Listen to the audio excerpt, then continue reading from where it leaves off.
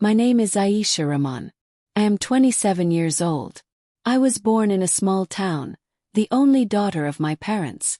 My childhood was not filled with luxury, but it was full of love. My father worked long hours at an office, while my mother stayed at home, raising me with patience and warmth. I was a quiet child, always watching the world around me. I never dreamed of riches or fame. All I ever wanted was a simple life. Peace, a small home, and someone who would love me deeply. That dream felt complete when I married Armin. He was not the wealthiest man, but he was kind and soft-spoken. His smile carried a warmth that could melt away my worries. When we married, I believed that I had found the man who would protect my heart for the rest of my life. We built our little home together. It was not grand, but it was filled with laughter, small joys, and promises whispered late at night.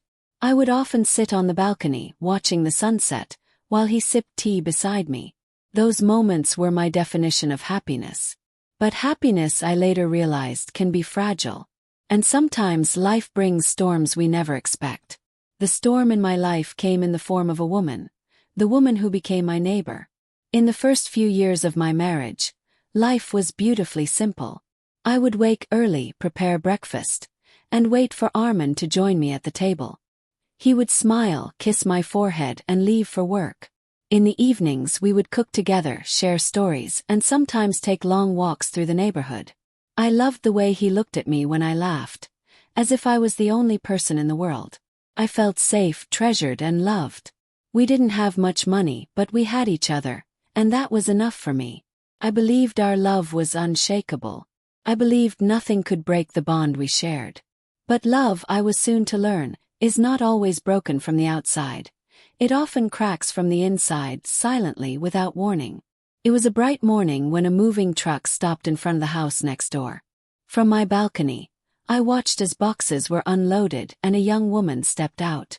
Her name was Nadia. She was beautiful. Far more beautiful than I ever considered myself to be. Her skin glowed, her hair always perfectly styled, and she carried herself with a confidence I lacked. From the moment I saw her, I felt something unsettling in my chest, though I could not explain why. When she introduced herself, she smiled warmly, her eyes shining with charm. "Hello, I'm Nadia. I just moved here. I hope we'll be good neighbors." I smiled back politely. "Of course. Welcome." First I thought little of it. She was friendly, often visiting with small gifts or chatting with me on the balcony. But soon I noticed something I could not ignore. Her eyes lingered too long on Armin. She laughed a little louder when he was around. She asked questions about him that felt too personal. And Armin? He smiled back at her in ways he no longer smiled at me. At first it was harmless, or at least it seemed so. Nadia would come over, pretending she needed help with something. Her Wi-Fi not working, a light bulb that needed fixing, or a heavy box she couldn't carry. And every time, Armin would rush to help her. I would watch from the kitchen window as they laughed together. Her hand lightly brushing his arm as though it was an accident. My stomach would tighten, but I said nothing. I told myself, she's just a neighbor. Don't be paranoid. But the small interactions grew. Armin began to mention her in conversations. Nadia said there's a new restaurant nearby. Nadia recommended this book. Nadia told me about this movie. Her name slipped into our lives like a shadow, growing darker each day. It started with little things, so little that anyone else might have ignored them. But when you are a wife, you notice. Armin had always been attentive to me. He would notice if I was quiet, if I was tired, or if I needed comfort. But slowly, his attention drifted. One evening, as I set the dinner table, I noticed him staring at his phone, smiling. "What's making you smile?" I asked softly. He quickly put the phone down. "Oh, nothing. Just a message from a colleague." But something in his tone was different. It wasn't guilt exactly, but it wasn't honesty either. That night, when he fell asleep, I stared at the ceiling, my heart heavy. A thought kept whispering in my head. Was it Nadia? The next day, as if fate wanted to punish me, I caught them laughing together outside. Nadia's hand rested lightly on his shoulder, and he didn't move away. When he came in, I asked, trying to keep my voice steady. "You two seem to talk a lot." He frowned. "She's just a neighbor, Aisha. Don't overthink." His words were calm, but his eyes avoided mine. That was when the first crack appeared in my heart. It wasn't sudden. It was slow, like a candle burning out little by little. Armin no longer asked me about my day. He spent more time outside, always with excuses. Extra work, meeting a friend, or helping Nadia with something. Our dinners grew quieter. He stopped looking at me the way he once did. When I laughed, his smile was absent. When I cried, his arms no longer reached for me. One night, I confronted him gently. "Armin, are you happy with me?" He looked surprised. "Why would you even ask that?" "Because you don't look at me anymore. You look away." He sighed and held my hand, but it felt empty. "You're imagining things," he said. But I wasn't imagining. I could feel it, the distance growing between us, and Nadia standing in that distance, taking the space that used to belong to me. The hardest part of betrayal is not the act itself, but the silence that surrounds it. I found myself sitting alone more often, staring at the empty chair across the table. Sometimes I cooked his favorite meals, only for him to return late, saying he had already eaten. I cried in the shower, where he couldn't hear me. I wrote in my diary, words soaked in tears. I prayed, begging God to return my husband's heart to me. But nothing changed. One afternoon, I saw them together in Nadia's garden. She was showing him flowers, laughing softly, while his eyes lingered on her face in a way that used to belong to me. I turned away quickly, but the image burned into my heart.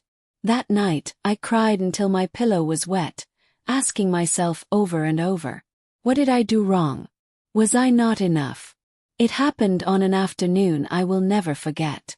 I was watering the small plants on my balcony when Nadia appeared on hers. She leaned over the railing, her eyes finding mine. There was no friendliness in her smile that day, only a boldness that made my stomach twist. "Aisha," she called softly. "Can we talk?" I hesitated, but I nodded. Minutes later, she was standing in my living room, her perfume filling the air. She looked flawless as always, her hair neatly curled, her lips painted in a deep shade of red. She sat down comfortably, as if the house belonged to her, and looked straight into my eyes. "I think you already know," she began, her voice calm, almost cruel in its confidence. "Know what?" I asked, my voice trembling. She smiled. "That I love Armin." The word struck me like a blade. My chest tightened, my hands grew cold. I stared at her, unable to breathe for a moment. "What did you say?" "I said I love him," she repeated, leaning back as though she were proud of it. "And don't act surprised, Aisha. You must have seen it. The way he looks at me, the way he comes whenever I call. He feels something too. I can see it in his eyes." Tears stung my vision, but I refused to let them fall in front of her. "You're wrong," I whispered. "He's my husband." Nadia tilted her head and laughed lightly. "Yes, he's your husband now. But hearts don't belong to paper or promises. They belong where they want to. And his heart, it's drifting, Aisha. You can feel it, can't you?" Her words cut deeper than knives because they were the truth I had been too afraid to admit. I wanted to scream, to push her out of my house, but my voice betrayed me. I just sat there, frozen, my tears finally falling silently down my cheeks. Before leaving, she placed her hand on mine, almost mockingly. "You're a good woman, Aisha. But sometimes being good isn't enough." And then she walked out, leaving me shattered, my world crashing into pieces around me. That night, I didn't confront Armin. Couldn't. Because deep down I already knew she was right. I was losing him, piece by piece, and there was nothing I could do to stop it. After Nadia's confession, my world was no longer the same. The walls of my home, once filled with warmth, now felt cold and empty. Every corner whispered doubts. Every silence screamed betrayal. Armin seemed even further away from me. He no longer looked into my eyes when we spoke. He no longer laughed at my small jokes. He no longer asked if I had eaten, if I had slept, if I was okay. Instead, he spent more and more time outside, claiming work, errands, or sudden meetings. But I knew exactly where he was. One evening, I gathered the courage to ask, "Armin, do you love me?"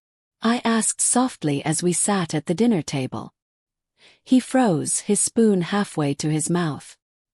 He looked at me, his eyes tired, almost guilty. "Why would you ask me that?" "Because you don't feel like mine anymore," I whispered, my voice breaking. "You're here, but your heart isn't."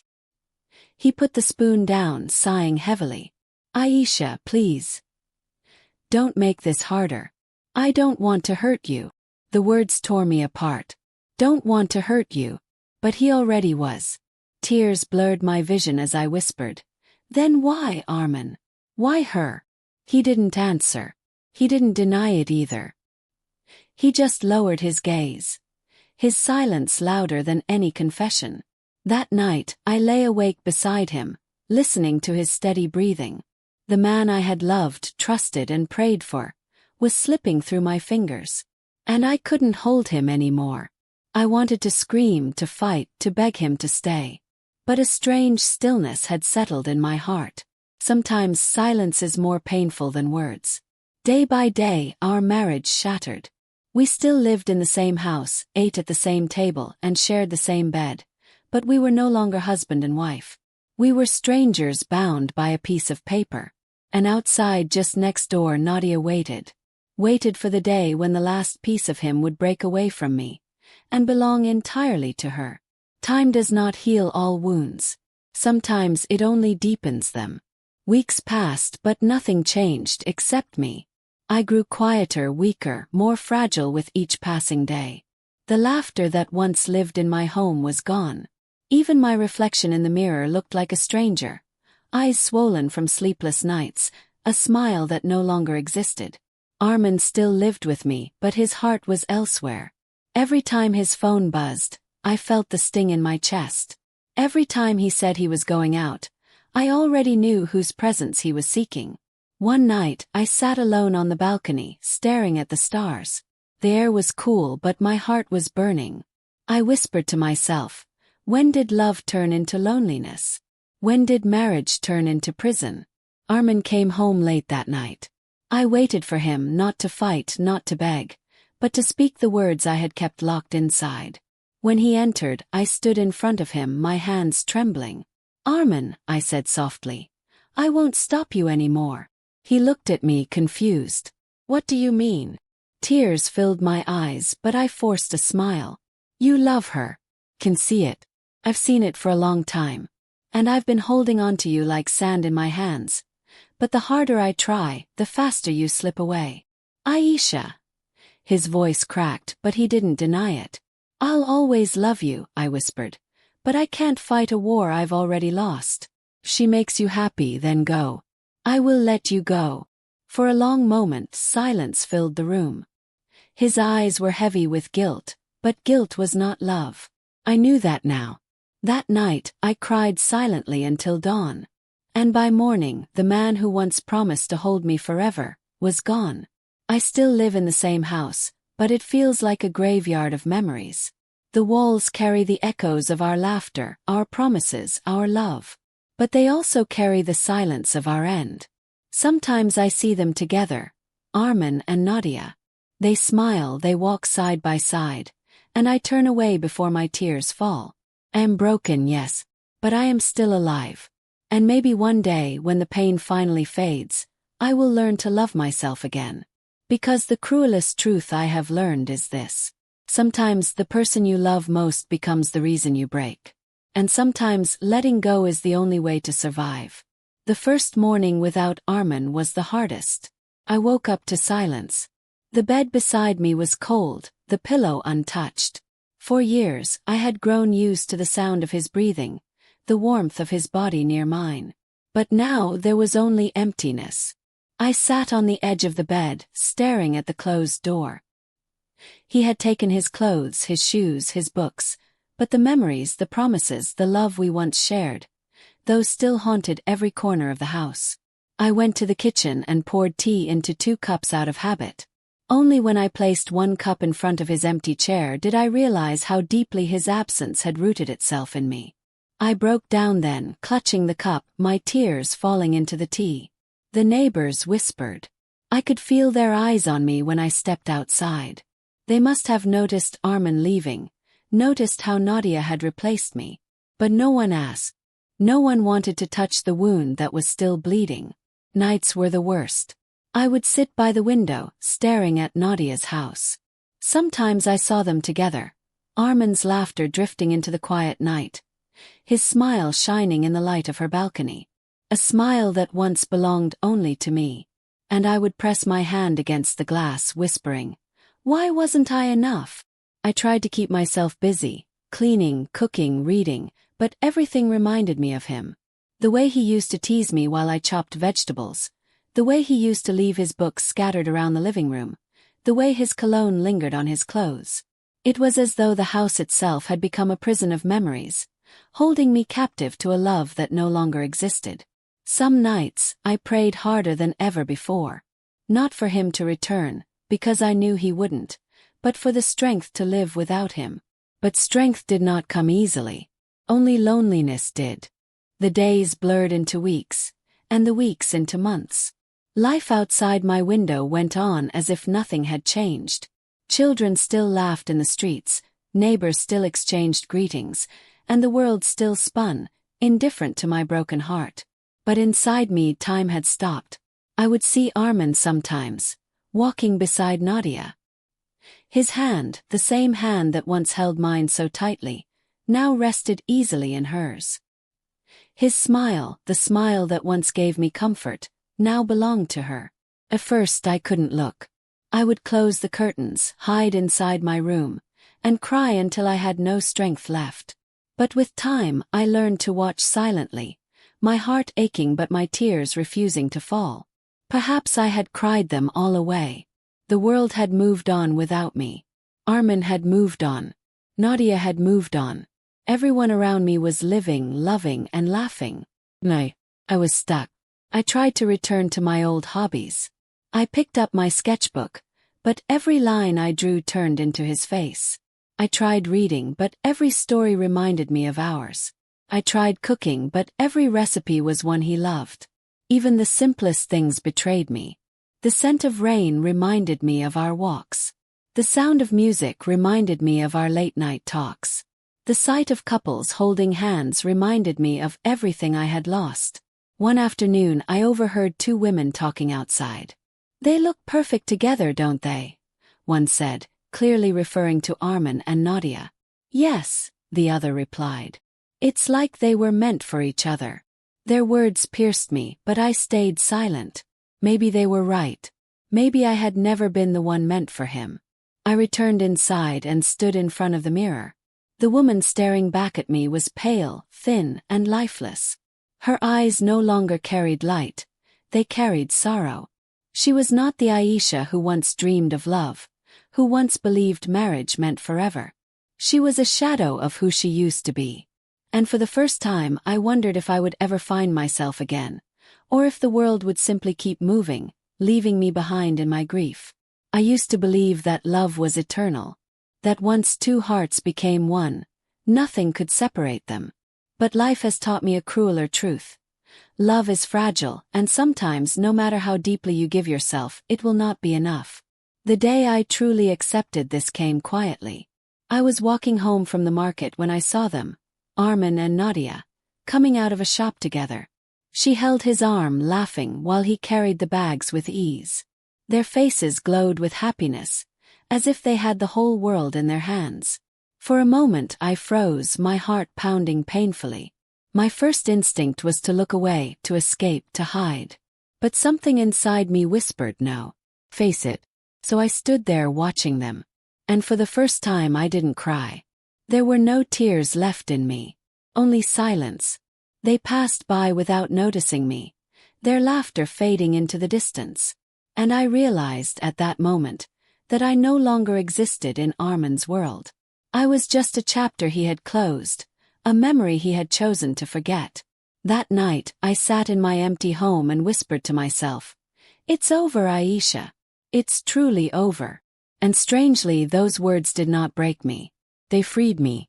Yes, my heart was shattered. Yes, I was alone. But I was still alive. And as much as it hurt, I knew I could not spend the rest of my life mourning someone who had already left me behind. So I began writing in my diary. Not about him, not about Nadia, not about the pain. I began writing about me. About the woman I had lost somewhere in the shadows of marriage. About the dreams I once had before love consumed me. The road ahead was uncertain, but it was mine. And though the scars of betrayal would remain, I promised myself one thing.